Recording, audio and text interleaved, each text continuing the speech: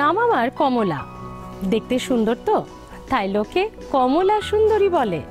না না, এ কালারের শাড়ি পরেছি বলে বলছি না, এটি একটি নাটকের সংলাপ। এবার বিষয় হলো কেন নাটকের সংলাপ বলছি।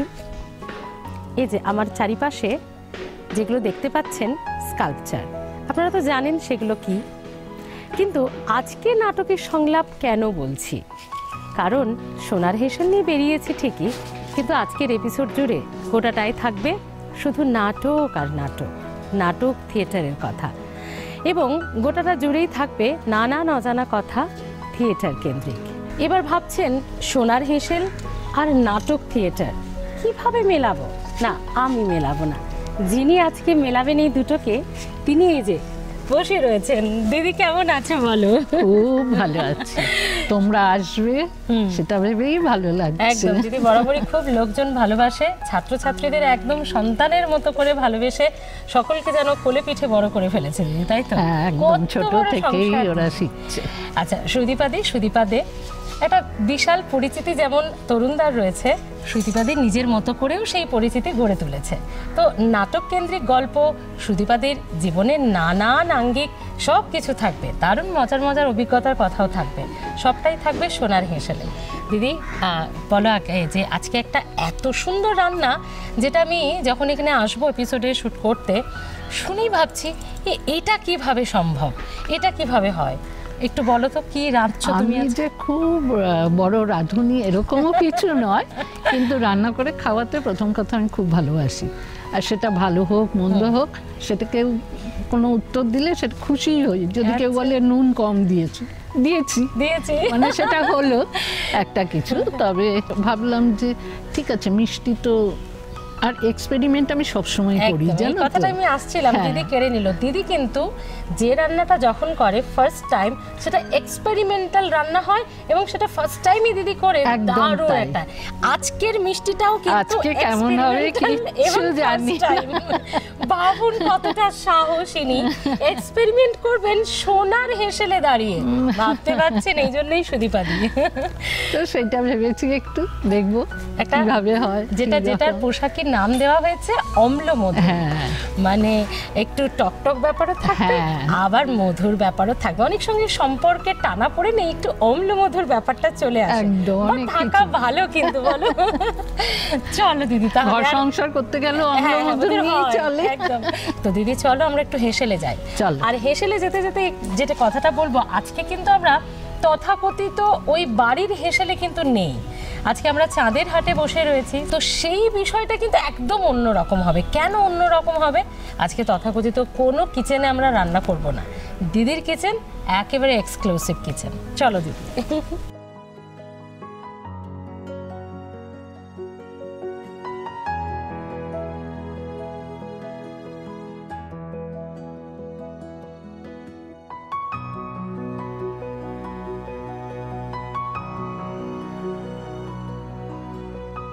চাঁদের হাট, শিল্পের আতুরঘর, শিল্পীদের আখড়া। কোন ধরনের শিল্পীরা এখানে আসেন না? সিঙ্গার, পেন্টার, স্কাল্পটর, সমস্ত ধরনের শিল্পীরা এখানে আসেন চাঁদের হাট বসান। আক্ষরিক অর্থে যেটা চাঁদের হাট বলা যায়, সত্যি আজ এখানে এসে সেটাই দেখতে পাচ্ছি। চারিদিকে ভাস্কর্য, চারিদিকে কত সবুজ, চারিদিকে একেবারে অন্য রকম সৌন্দর্য, শিল্পের সৌন্দর্য। আর এই যে বলছিলাম একটু আগেই যে আজকে তথাকথিত কোনো কিচেনে আমরা দাঁড়িয়ে এই অম্লমধুর রান্না করব না। আজকে অম্লমধুর সম্পর্কের টানাপোড়েন কিভাবে মিটবে আমরা জানি না, কিন্তু অম্লমধুর মিষ্টিটা রান্না হবে এই যে একদম ভাস্কর্যের মধ্যে থাকা একটি কিচেন। দিদি যখন রয়েছে তার ছোঁয়া তো থাকবে। আচ্ছা দিদি, অম্লমধুর সম্পর্ক কিভাবে ঠিক করা যায় তোমার কাছে একটু টিপস নেব, এবং দর্শকদেরও দেবো, কারণ তুমি সুগৃহিণী শুধু নয়, একদম যোগ্য সহধর্মিণী। তো সেই জায়গায় দাঁড়িয়ে সেসব টিপস তো চলতে থাকবে। আগে একটু দর্শকদের বলে দাও যে তোমার এই অম্লমধুর মিষ্টি, যেটা আজ তুমি ফার্স্ট টাইম এখানে বানাবে, একদম এক্সপেরিমেন্টাল রান্না, তো সেটা করতে কি কি লাগছে? অম্লমধুর রান্না করার জন্য প্রথমে উপকরণ নিয়েছি নারকেল কোড়া, মধু, দুধ দিয়ে নারকেল পেস্ট, খোয়া, ভাপানো আমলকি, চিনি গুঁড়ো, গুঁড়ো দুধ, গোটা গরম মশলা, কাজু গুঁড়ো, এলাচ গুঁড়ো, চিনি, কাজু বাদাম, দুধ এবং জাফরান। সুদীপাদি, অম্লমধুর বানাতে প্রথমেই রেসিপিতে শুরুতেই কি করতে হবে বল? আমি শুরুতেই আমলকি দিয়ে মোরব্বাটা বানিয়ে নেব। আচ্ছা, আমলকি দিয়ে। তাহলে হ্যাঁ, তুমি আমাকে প্রথমে চিনিটা দাও। চিনি। আমরা ইনগ্রেডিয়েন্টসে উপকরণে কি কি লাগবে সে সবটাই আপনাদের জানিয়ে দিয়েছি। হাতের কাছে একটু রেডি রাখতে হবে সেগুলো। আমরা চিনি দিয়ে প্রথমে মোরব্বাটা বানাবো। চলো। এখানে 50 গ্রাম মতো চিনি আছে। এবার আমাকে গোটা গরম মশলার এটা দাও। গোটা গরম মশলা। আচ্ছা, আমলকি। এবার দারচিনি দিলাম একটা, এলাচ ফাটিয়ে দিলাম দুটো। গোটা গরম মশলা লাগছে উপকরণে, তার মোরব্বাতেও এগুলো লেগে যাচ্ছে। হ্যাঁ, আমি এটা একটু অফ করে নিলাম। হ্যাঁ, দুটো লবঙ্গ দিলাম। আর কি লাগবে? হ্যাঁ, এবার ভাপানো এটা দাও। ভাপানো আমলকি। ভাপানো আমলকি। দিদি আগে থেকে আমলকিগুলো ভাপিয়ে রেখেছেন, সময়টা একটু কম লাগে, আপনারাও ভাপিয়ে নেবেন সেই মতো। আচ্ছা, এটা করতে একটু সময় লাগবে। হ্যাঁ, আর তো কিছু লাগছে না, তুমি যখন আমলকি না না না। আচ্ছা, আমলকির মোরব্বা, আমলকি অম্লমধু তৈরি করতে প্রথমেই এটা লাগবে, সে কারণে আমরা মোরব্বাটা একটু তৈরি করে নিই, যেটা একটু সময় লাগবে। তৈরি হয়ে যাওয়ার পর বিষয়টা ঠিক কেমন দাঁড়াচ্ছে অবশ্যই তার জন্য একটু অপেক্ষা করুন। একটু সময় ধরে আমরা মোরব্বাটা তৈরি করে ফেলেছি। আমলকির মোরব্বা তৈরি হয়ে গেছে। অম্লমধুরের জন্য যেটা কিন্তু প্রথমেই আপনাকেও তৈরি করে ফেলতে হবে। এই যে লুটটা হবে এরকম জাল দিয়ে, একটু সময় ধরে করতে হবে। আচ্ছা, মোরব্বা তো তৈরি হলো, কিন্তু এখন এত কিছু বাকি আছে, সবটা দিদি করে দেখাবে আপনাদের। এত সুন্দর একটা মিষ্টি ফার্স্ট টাইম এখানে ট্রাই হচ্ছে, সেটা পুরোটা দেখবো না আমরা? নিশ্চয়ই দেখবো, শিখবো, আপনাদেরকেও শেখাবো, তবে একটা ব্রেকের পর। সঙ্গে থাকবে। সব কিছুতে এখানে শিল্পের ছোঁয়া, কারণ ওই যে বললাম শিল্পের আঁতুর ঘরে চাঁদের হাটে দাঁড়িয়ে রয়েছে। আর দেখুন, এই যে মিষ্টিটা তৈরি হয়ে যাওয়ার পর আমরা যে পাত্রে খাবো, টেস্ট করব, সেটার মধ্যেও কিন্তু একটা অসম্ভব শৈল্পিক ভাবনা রয়েছে। সেই সমস্ত ভাবনার কথা তো চলতেই থাকবে। আমি একটু আবার রেসিপিতে চলে যাই, না হলে এপিসোড শেষ করতে পারবো না। আমাদের আমলকির মোরব্বা ইতিমধ্যে রেডি হয়ে গেছে, ব্রেকের আগে আপনাদের দেখিয়ে দিয়েছি। এবার যেটা করবে দিদি, বলো। মেন রেসিপিতে আমরা যাব। হ্যাঁ, অন করার আগে আমি নারকেল পেস্টটা এখানে কড়াইতে দেব। কি কি লাগবে আমাকে একটা চামচ দাও ওখান থেকে। এই চামচ দাও, পেস্টটা দাও। এটা হচ্ছে নারকেল দুধ দিয়ে পেস্ট করা হয়েছে, আমরা উপকরণে আগেই দেখে নিয়েছি। আচ্ছা, এরপর কি লাগবে তোমার? এরপর লাগবে গুঁড়ো দুধটা দাও। গুঁড়ো দুধ। আমরা কি ইন্ডাকশনটা অন করে নেব? না, এই গুঁড়ো দুধটা গুলে তারপরে।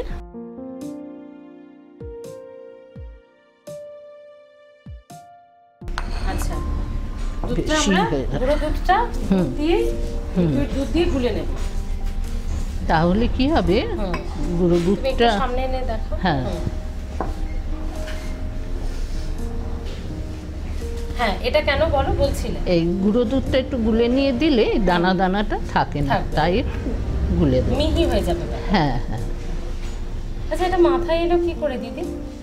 এটা তো এক্সপেরিমেন্টাল এবং প্রথমবার, তো সেটা মাথায় এলো কি করে? আসলে আমি সব সময় মানে আমি যে ঘরেও খাবার করি সেটাও রোজের একটা এক্সপেরিমেন্ট থাকে। যদি সেদ্ধ ভাতও করি তাহলে সেদ্ধ ভাতও কত রকম করা যায় রোজই। তবে আমি স্পেশাল কিছু না, হাতের সামনে যা থাকবে তাই দিয়েই করার চেষ্টা করি। কমিয়ে দেবে, একদম কমিয়ে।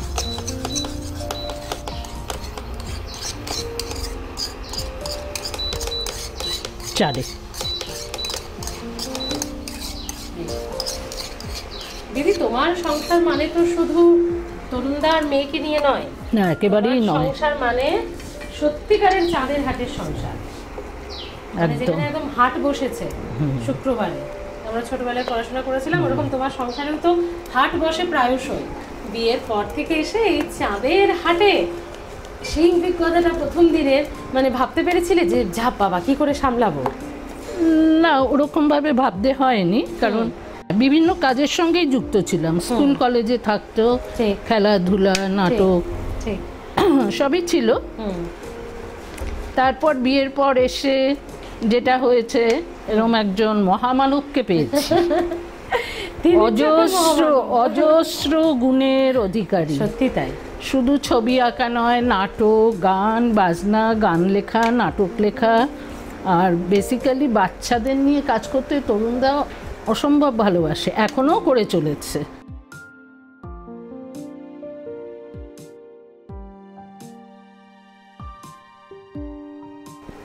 তো সেই শুরু হলো, সেই শুরু তখন। আর এসে আমার পরিবার হচ্ছে যৌথ পরিবার, শ্বশুরবাড়ি, কিন্তু আমার শ্বশুরবাড়িতে সবাই গুণী, সবাই। আমার ভাসুর, আমার জায়েরা, ভাসুরপো, এটা একটু নাবাতে চাই, স্ট্যান্ডটা আনতে ভুলে গেছি, রাখবো। তো সেই গুণী মানুষজনদের মাঝে বিয়ের পর তুমি এলে, এবং সেখান থেকেই কি তোমার নাটকের জগতে আসাটার ইন্সপিরেশন? একেবারেই তরুণদা, একেবারেই তরুণদা, সব ব্যাপারেই তরুণদা। আমাকে এলাচ গুঁড়োটা দেবে, কাজু গুঁড়োটাও দেবে। এলাচ গুঁড়ো, কাজু গুঁড়ো। এখানে একজন সফল নারীর পেছনে, একজন সুগৃহিণীর পেছনে তরুণদার অবদান সত্যি অনস্বীকার্য, এবং যেটা দিদি বারবার শুরু থেকে বলে যাচ্ছে। তো এরকম একটা বিদগ্ধ, এবং আমার যে কন্যাটি ছিল, সেও ছিল না, মানে বিবাহিত এখন, সে শ্বশুর বাড়ি, তো সেও খুবই ভালো, মানে শান্তশিষ্ট সুন্দর একটি মেয়ে ছিল, শিল্পী। হ্যাঁ হ্যাঁ হ্যাঁ, হবেই তো, মানে এরকম মা বাবা পড়াশোনা করেছে একদম। আচ্ছা, কি চাইছো? দিয়েছি তোমার হাতে। আচ্ছা, ও বোধহয় পেন্টার। হ্যাঁ, পেইন্টার। তারপর ও মাস্টার্স করেছে, রেস্টোরেশন প্রিজার্ভেশন নিয়ে কাজ করেছে, এটা নিয়ে ও অল টাইম কাজ করে, পড়াশোনা করে। বাহ, সেইটা। তো এই সব মিলিয়ে তারপর তোমার নাটকের জগতে আসা তো হলো, কিন্তু তারপর তরুণদার হাত ধরে শুরুও হলো, মানে সেটা তরুণদার হাত ধরে নাটকের গ্রুপে যাওয়া, সেখানে তরুণদাও নাটক করত, এবং তারপরে তরুণদা বাদলদার কাছ থেকে ওয়ার্কশপ। আচ্ছা, তোমার প্রথম অভিজ্ঞতা, মানে আমি জানি তুমি ফার্স্ট সেকেন্ড থিয়েটারে নয়, থার্ড থিয়েটার, এটা তো আরো কঠিন আমার মনে হয়। একদম স্টেজে যে পারফর্ম করছে তার থেকে দর্শক আসন বেশ খানিকটা দূরে, কিন্তু একদম মানে ফেস টু ফেস দর্শকের সামনে দাঁড়িয়ে, এই জায়গাটা দাঁড়িয়ে তোমার মনে হয় আরো বেশি কঠিন একটা চরিত্রকে ফুটিয়ে তোলা বা মানুষের কাছে গ্রহণযোগ্যতা বাড়ানোটা। আমরা যে ধরনের নাটক করেছি, কোনো স্টেজে নয়, একদম মাঠে, একদম মাঠে, যাতে আমি যা বলছি, যা করছি, তা দর্শকের সঙ্গে যেন সম্পর্ক তৈরি করতে পারে, সেইভাবেই করেছি আমরা। প্রথম দিন যেদিন পারফর্ম করতে গেলে, যদিও এরকম পরিবেশ থেকে একটা বিলং করো তুমি, প্রথম দিনের থেকেও বড় কথা বলবো, যেটা প্রথম বাদলদা আমাদের নাটক করাতে এসছেন আমাদের গ্রুপে, বাদলদাদের গ্রুপের সেরা নাটক গন্ডি আমাদের দিয়ে করাবেন, বুঝেছো? সে তো কিছুতেই না, না বাদলদা পারবো না, সব পারবে। আর বাদলদা সেখানে অসাধারণ, মানে কি করে আর বলবো, খুব সুন্দর, খুব মানে বোঝানো সব কিছু।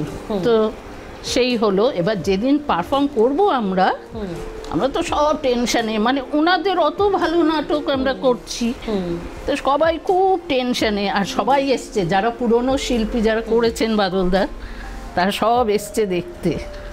আর আমরা প্রত্যেকে স্টেজে দাঁড়িয়ে কাঁপছি, মানে কি করে করব। এবার সেই টেনশনে নাটক এমন ভালো হয়েছে, সে অসাধারণ অভিজ্ঞতা, অসাধারণ। একটা কথা বলো তো, মানে এটা আমরা শুনি, আমরা তো থিয়েটারের মানুষ না হলেও যতটুকু শুধু চোখে দেখি, যারা থিয়েটার করে তারা নাকি পাগল, তাদের তো ভূত ভবিষ্যতেরই কোনো ঠিক নেই। তো তুমি তো এটা সব থেকে ভালো বলতে পারবে, এটা কি ঠিক? আমরা কি ঠিক বলি? না, ঠিক বেঠিক বলবো না, তবে আমার বর সত্যিকারের পাগল, একদম। মানে এখানে দাঁড়াতে বললো, কোথায় গেছে সে জানে না, মানে রাত্রে ফিরে বললো, ও দাঁড়াতে বলেছিলাম, মানে এরকম হয়েছে। তো এরকম মানুষটার সঙ্গে এত বছর তো কাটিয়ে দিলে। ওই যে সুন্দর মনের মানুষ, খুব সুন্দর এবং সৎ, অসম্ভব সৎ একটা মানুষ।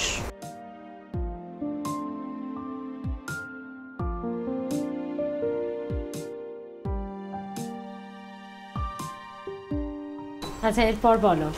অনেকখানি তো হয়ে গেছে আমাদের। হ্যাঁ, অনেকটাই হয়েছে, এটা একটু শুকোবে, একটু শুকোতে। হ্যাঁ হ্যাঁ।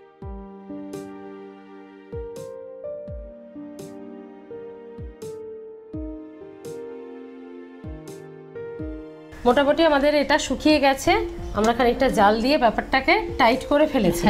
আচ্ছা, এবার এটাকে সুন্দর করে মিষ্টির মতো রূপ দিতে হবে। আমাদের মিষ্টি মোটামুটি রেডি, কিন্তু আরেকটু সময় লাগবে, সেটা হচ্ছে একটু সাজানোর ক্ষেত্রে। তো এটা তো মোটামুটি রেডি হয়ে গেছে। তো এবার আমরা একটা ছোট্ট ব্রেক নিচ্ছি।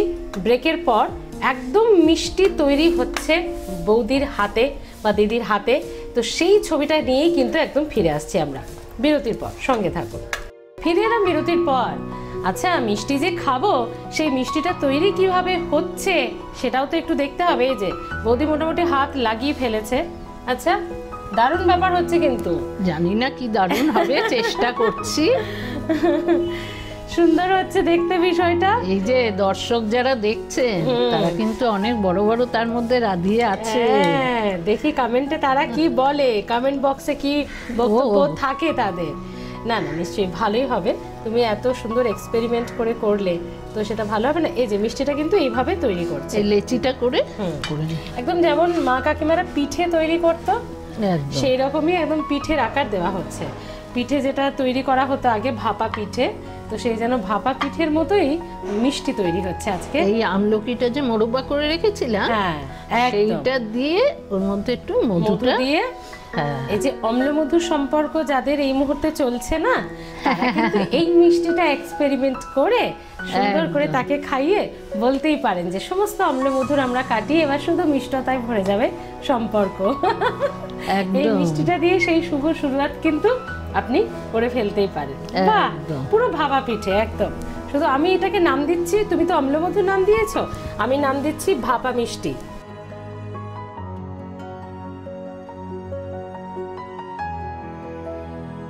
ছাত্রছাত্রীরা যারা এই একদম আর্ট স্টুডিওতে আসে, যারা বিভিন্ন কাজকর্মে বা একদম শেখার জন্য, প্রত্যেককে একদম সন্তান স্নেহে কিন্তু দিদি আগলে রাখে। আমাদের এখানে শুধু শিল্পী বললে ভুল হবে, হ্যাঁ, মানে যারা ছবি আঁকা শিখেছে বড় হয়েছে তারা শুধু নয়, এখানে আমাদের যারা সহকর্মী, যে মিস্ত্রির কাজ করছে, যে গাড়ির ড্রাইভার, সবাই আমরা একসঙ্গে, কিন্তু একসঙ্গে খাবো, বসবো সবাই। চাঁদের হাটের একটা ছোট্ট কথা বলি, আয় চাঁদ আয়না গড়িয়ে দেব গয়না। এই যে আমাদের এখানে যে ছেলেমেয়েরা রয়েছে শিল্পীরা, তারা কিন্তু সত্যিই চাঁদ, মানে তাদের গয়না গড়াতে হবে না, তারা নিজেরাই নিজেদের গয়নায় আভরিত। এতটাই সুন্দর তারা। কি সুন্দর কথা বললে, এবং সত্যি সত্যিই তাই।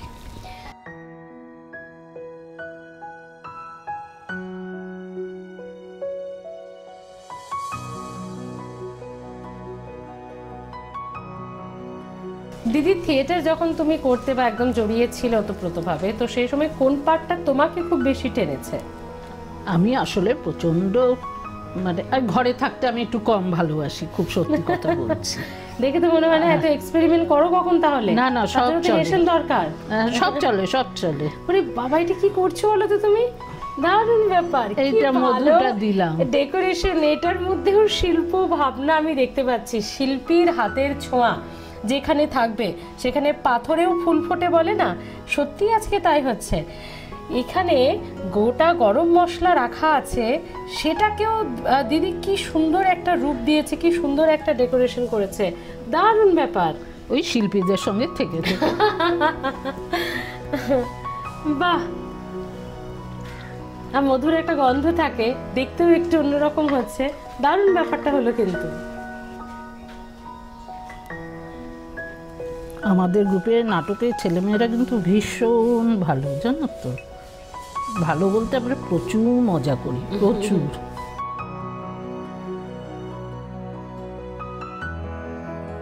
দারুণ হয়েছে বিষয়টা, সত্যি একজন শিল্প ভাবনার মানুষ, একজন শিল্পী মানুষ বা শিল্পের আবহে থাকা মানুষ একদম যে রকম রূপ দিতে পারে সেটাই হয়েছে।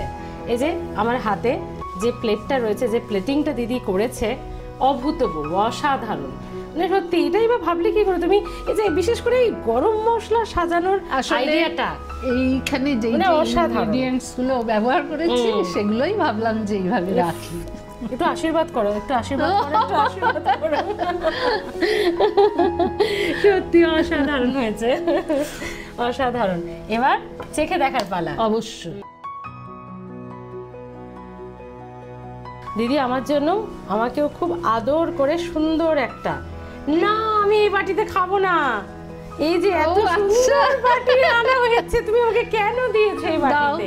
এই যে শুরুতেই আমি দেখিয়েছিলাম এই বাটির মধ্যে একটা অন্যরকম ভাবনা আছে। ইয়েস, আমি আবদার করেছি দিদির কাছে আমি এই বাটিতে খাবো। এবার তার মধ্যে একটু মধু হবে। আব হই না বাত কি, এবার ব্যাপারটা কিন্তু জমেছে। পুরো ব্যাপারটার মধ্যেই সত্যি একটা যেন শিল্প সত্তা কাজ করছে। মধু খুব হেলদি, আমলকি আরো বেশি হেলদি। মানে দিদি শুধু অম্ল মধুর সম্পর্ক, শুধু সম্পর্কের ক্ষেত্রে এই মিষ্টি তৈরি করেনি, যাতে আমাদের শরীরের সাথে মনেরও সম্পর্কটা ভালো থাকে। হেলদি শরীর থাকলে হেলদি মন থাকবে, সেটাও ট্রাই করেছে। খাই কি বলবে, কি বাজে ইয়াম্মি। আমলকিটা ভেঙে খাও ওখান থেকে। দেখো তো, এইটাই হচ্ছে মায়ের স্নেহ।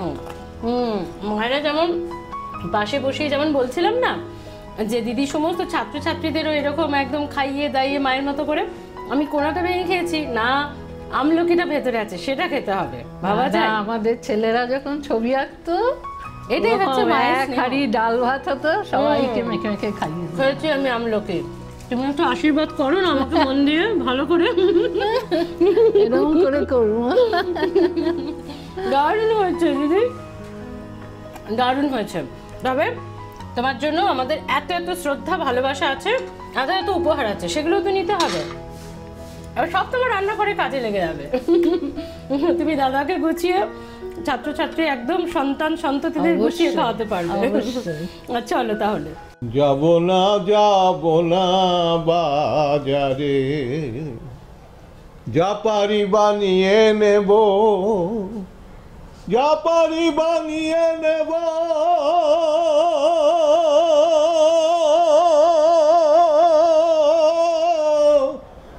দেব নেব সবাই সবারে, যা পারি বানিয়ে নেব, দেব নেব সবাই সবারে, যাব না বাজারে, যাব না বাজারে, যাব না বাজারে। গানের কথাগুলো শুধু গানেই নয়, বাস্তবের জীবনেও যে কতটা সত্যি সেটা দিদি ভাই জানে, তাই তো দিদি? বাজারও তোমাকেই করতে হয়েছে সংসারে সব। অবশ্যই। কোন মাছ, কোন শাক, কোন সবজি, একটাই বাজার তরুণদা করে, সেটা হচ্ছে সিগারেট। যাক, কিছু বলার নেই। আর উপহার তো অবশ্যই দেবো, তবে এই মানুষটার সঙ্গে পরিচয় করানোর আমার নতুন করে কোনো দরকার নেই। আমাদের তরুণদা, শ্রদ্ধার তরুণদা, আমাদের প্রিয় তরুণদা, অতি পরিচিত তরুণদা, এবং অবশ্যই এই যে তার সহধর্মিনী, যোগ্য সহধর্মিনী সুদীপাদি। তো তোমাদের দুজনের জন্যই আর+ গোল্ড এবং সোনার হেসেল পরিবারের তরফ থেকে এই মেমেন্টোটা। দাদা ধরো, এটা আমাদের তরফ থেকে তোমাদের জন্য আমাদের অফুরান ভালোবাসা, অসংখ্য ধন্যবাদ, সবসময় স্মৃতি হয়ে থাকবে। দিদি, দাদা বাজারে যাক না যাক, সোনার হেসেল যখন তোমার ঘরে এসেছে, তোমাকে আগামী 1 মাস আর বাজারে যেতে হবে না, অন্তত এই মুদি বাজারের জন্য যেতে হবে। মুদি সদাইটা ভালোই হচ্ছে। এটা হচ্ছে তোমার আর+ গোল্ড এবং সোনার হেসেল পরিবারের তরফ থেকে তোমাদের জন্য। তোমার প্রচুর সন্তান, প্রচুর ছেলে মেয়েরা, চাঁদের হাট আরো বেড়ে উঠুক আগামী দিনেও। এই সব কিছু তোমার জন্য, তাদেরকে খাইও, তোমরা খেও, এটাও তোমাদের জন্য আর+ গোল্ড এবং সোনার হেসেল পরিবারের তরফ থেকে। দাদাকে আমি অনেকক্ষণ ধরে চেয়েছিলাম যে আমাদের সঙ্গে একটু বসে গল্প করার জন্য। বিদগ্ধ মানুষ যেটা হয়ে থাকে আর কি, চট করে ক্যামেরার সামনে আসতে চায় না। তবে দাদা, তোমাকে যখন পেয়েছি, একটা প্রশ্ন খুব করতে ইচ্ছে করছে। আচ্ছা, বাঙালি কি থিয়েটার বিমুখ? গিরিশ ঘোষের মতো মানুষকে যখন আমরা এই বাংলায় পেয়েছি, এমন সুপুত্র পেয়েছি, তবু বাঙালি থিয়েটার বিমুখ কেন? আসলে এটা সংস্কৃতির বিভিন্ন মাধ্যমে নাট্যচর্চার যে ভূমিকা আমরা ছোটবেলায় যা দেখেছি, এখন মূলত ফিল্ম ছায়াছবি এবং সিরিয়ালের যে ভূমিকা, এই সব মিলিয়ে কিছুটা বলবো যে মনে হচ্ছে যে কম ক্রমশ, কিন্তু তা নয়। থিয়েটার তার নিজের জোরে আবার মানুষের কাছে ফিরে আসবে, তার প্রচেষ্টাও চলছে। তোমরা খুব ভালো থেকো, এভাবেই থেকো। চাঁদের হাট আরো বেড়ে উঠুক। চাঁদের হাট সত্যিকারে যেমন চাঁদের হাট তৈরি হয়েছে, তার জ্যোৎস্নায় যেন ভরপুর হয়ে ওঠে আরো। তোমরা দুজনেই খুব ভালো থেকো। আচ্ছা, কেমন লাগলো আমরা এলাম? দিদি, একটু যদি তোমার অনুভূতি শেয়ার করতে পারো। ভীষণ ভীষণ ভালো লাগলো তোমাদের প্রত্যেকের সঙ্গে কথা বলে। আর কি রান্না করেছি সেটা আর বলবো না, এই পর্যন্ত। না না, দিদি যেমন মিষ্টি, যেমন মায়ের মতো মিষ্টি, তেমন দিদি মিষ্টিটাও খুব সুন্দর হয়েছে। দিদি, সময় তো শেষ, আজকে আসতে হচ্ছে। তবে আপনারা যারা চাইছেন সোনার হেসেলে আসবেন, আপনাদের ক্রিয়েটিভিটিও তুলে ধরবেন, চটপট আমাদের ফোন নাম্বার এবং ঠিকানা জেনে নিন। অংশগ্রহণের জন্য আজই আমাদের ফোন করুন 9836323248। আমাদের ঠিকানা সোনার হেসেল, আর+ gold, 27 number Mirza Ghalib street, 3rd floor, Kolkata 16। দিদি, আর আসি। দাদা, ভালো থেকো, এভাবেই থেকো। আপনারাও ভালো থাকুন, দেখতে থাকুন আর+ গোল্ড। নজর থাকুক সোনার হেসেলে।